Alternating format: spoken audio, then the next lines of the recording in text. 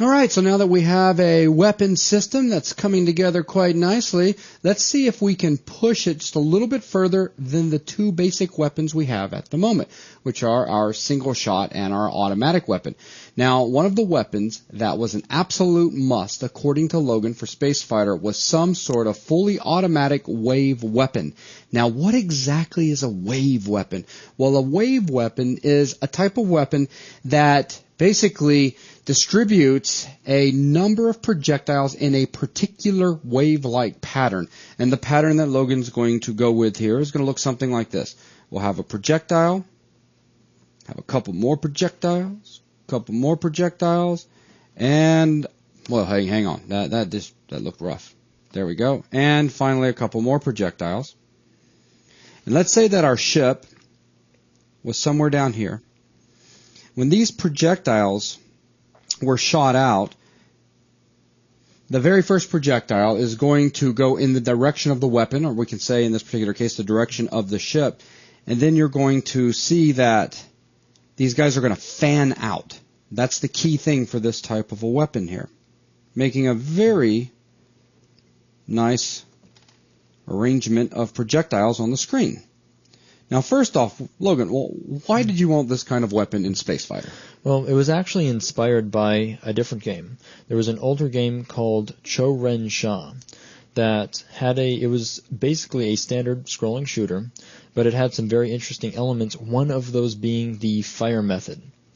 The firing method, the way projectiles respond, reminded me of the way that most bosses are allowed to spawn. Yeah, when they come on the screen and all of a sudden they're just sending projectiles everywhere. Where a boss will generally spawn a full wave of projectiles all at once. Well, the ship in Cho-Ren Sha would actually fire a full wave of projectiles with each press of the fire button. And not only would it spawn multiple projectiles per fire button press, it would actually stagger them over time, so that you would hit the button, and then over a short amount of time you would see the first center projectile, and then more projectiles following that one, fanning outwards in a wave pattern. Okay. So seeing that and rather enjoying it, I wanted to be able to reproduce something similar for Space Fighter. But instead of the boss having this sort of power, the player have it.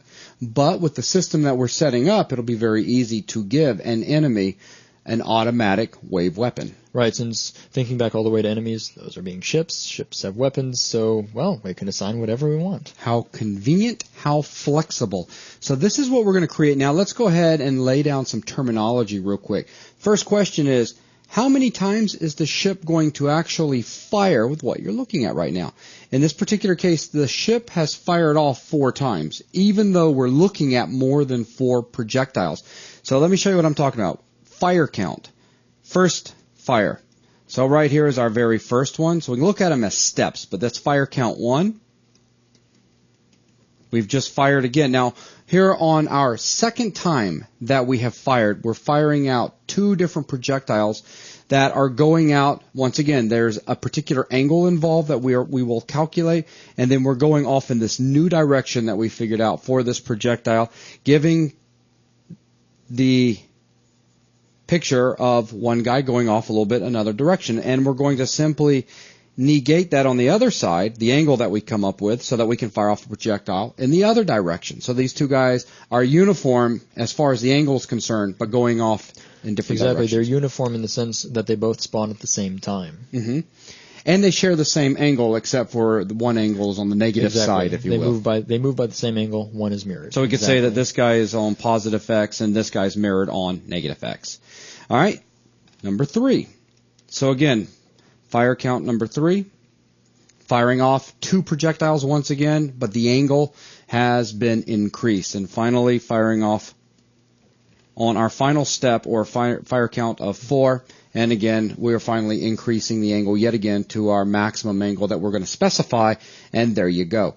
Now, we're going to set up some fields that will allow us to control the look of this wave pattern. Let's go ahead and talk about those real quick. The first one will be our wave fire total.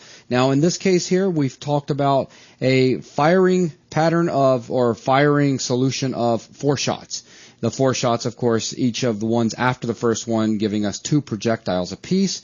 But If we would like to have 5, meaning that we would then have one more even further out here, or 6 or 7, we could come up with some really unique looking patterns. But we will hold this fire total in a field called wave fire total.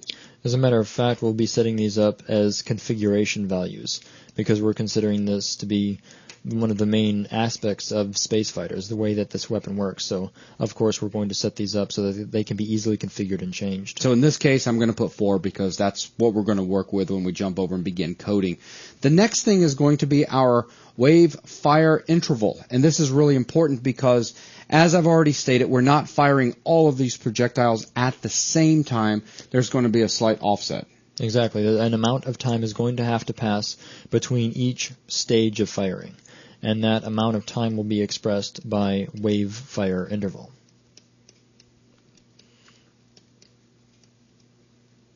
And we'll come in there and use 0.05. Finally, we need a way to specify our maximum angle on one of our sides. And of course, we can just negate that for the other side, and then we have our complete spread angle, if you want to look at it that way. So we're going to allow that angle to be customized, and we'll hold this information in a field called wave fire spread, and it will be of type radians. Or rather, it'll be of type float. The value, it'll be of type float. The value is expressed in radians. That's right, is radians. Though with a certain implication in how much of a circle it takes up. But you looking at the angle, especially looking at the angle just drawn out, you'll notice that the angle drawn is only in positive x. That's right. So really only in half of the spread because it's the angle from original direction to one furthest projectile. Yeah, just so that everybody knows what I was thinking when I said of type radians. The data is of type radians in regards to the angle being expressed in radians as opposed to degrees. I see. That's why I want to make sure everybody understands what I was thinking. Yes, the unit of measurement is in fact going to be radians. There you go.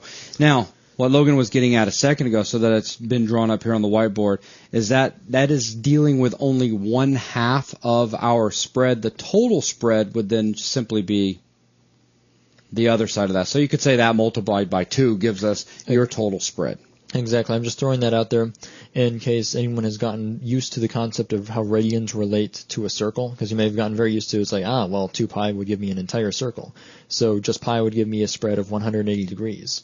But you've got to keep in mind that since the angle is represented for only 1/2 of the projectiles, that the overall angle is actually double what you input. Okay.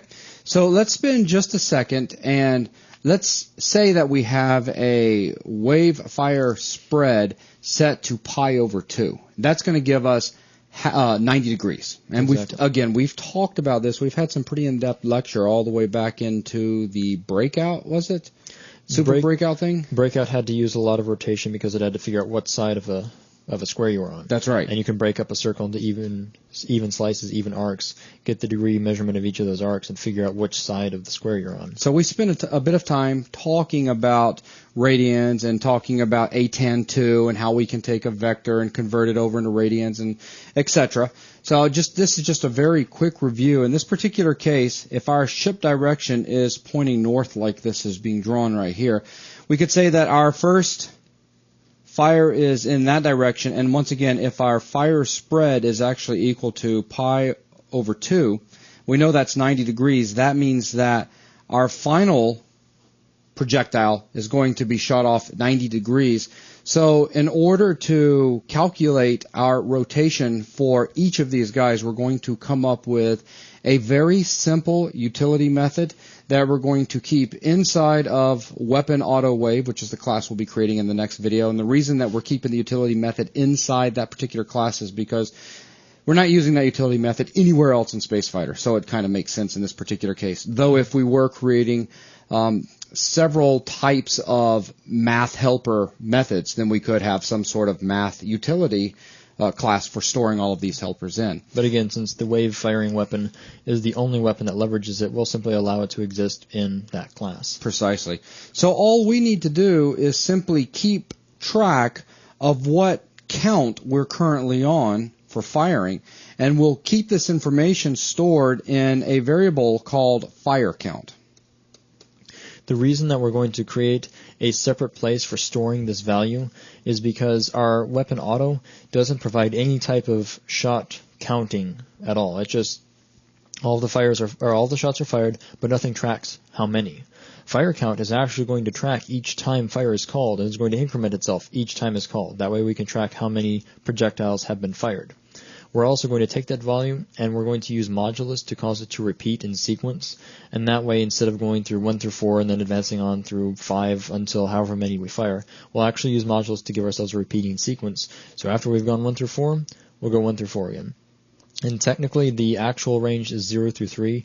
1 through 4 simply gives an easier count to draw out on the board. Right. And then it's just a matter of calculating exactly where we want to go.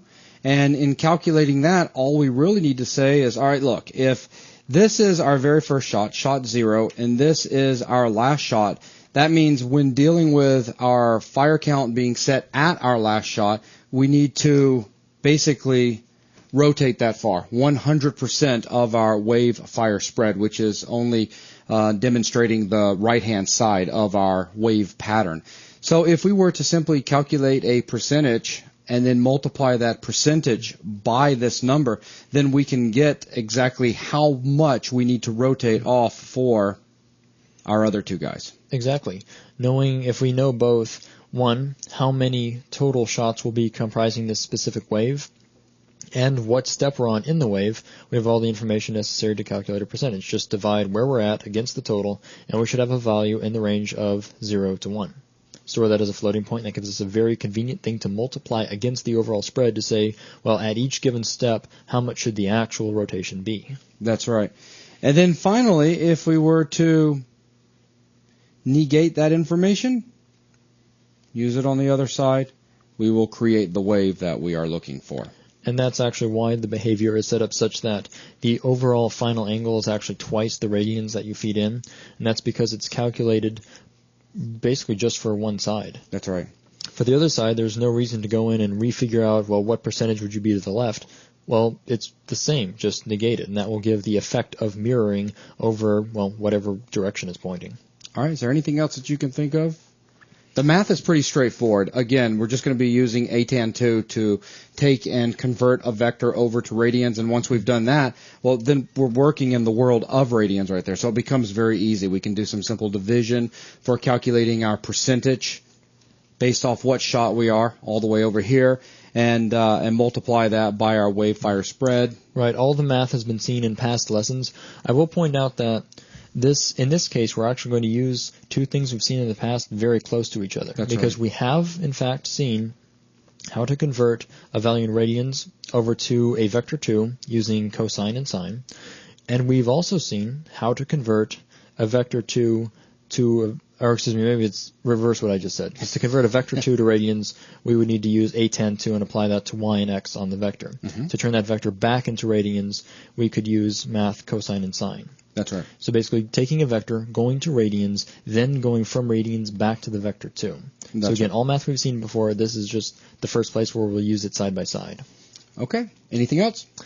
Just to point out that this code, while mathematically sound for generating the wave pattern, is actually going to give us a few problems due to the nature of the weapon auto class. There are a couple of flaws that we will note at the end of the video. And the reason we've chosen to go through this, even knowing that it's a flawed attempt, is just to make sure that just to really drive the weapon system home. Because, I mean, it's perfectly reasonable to think at this point you could make any kind of weapon. So why not jump in and just make those? We want to show what things we can gain, because we will actually gain a lot of code out of this. We'll be able to use the rotational code and the spawning code for this pattern. We'll just need a bit more of a robust weapon system to truly handle how the bursts of waves should be controlled. That's right. So once again, this, while it will function at the end, it's not going to function perfect. It's not exactly what we're looking for. So you can look at this as a failed attempt, but a solution that we feel is very important for you guys to see. Once again, as Logan said a second ago, the math is very sound, and the distribution pattern is sound as well. There's just a problem with the weapon itself, and we will show you how we're going to go about redesigning it or correcting it, if you will, in upcoming videos. Okay, so with that, that is going to wrap up this video. Let's get started with some coding. Thanks a lot, guys.